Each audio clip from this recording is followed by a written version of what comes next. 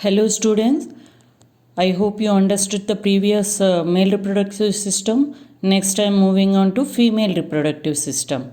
So in this female reproductive system they gave here female pelvis showing reproductive system side view, and this is the uterus complete female reproductive system. Now I am going to explain these two.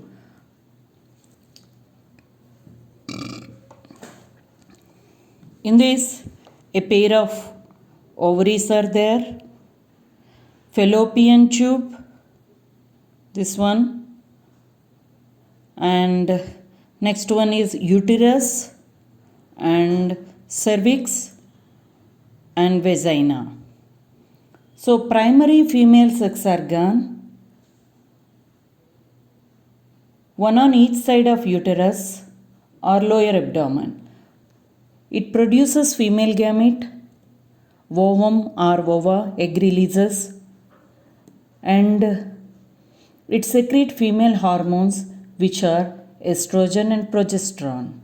So, structure covered by a thin epithelium.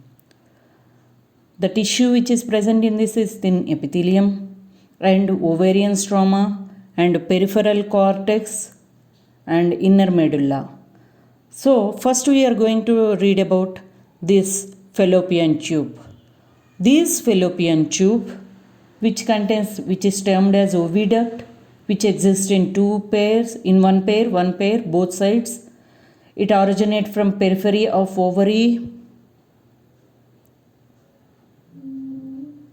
and extend up to uterus, which receives ovum from ovary.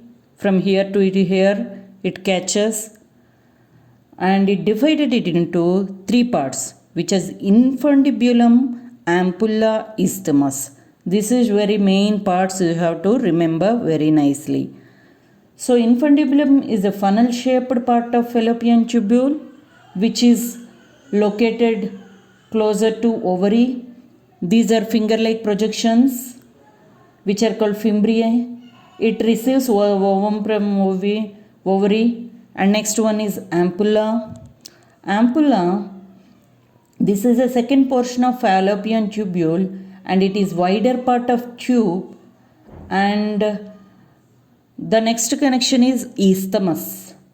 The last portion of fallopian tube, this is narrower part of tube which closer to uterus.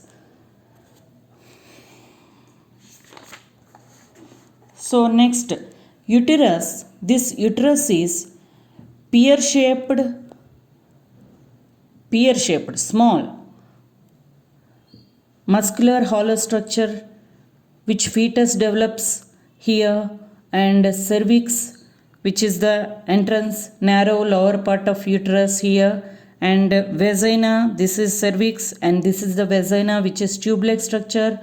This sperm discharge occurs here, which is act as a birth canal also. Baby comes from here only, where baby grows here, and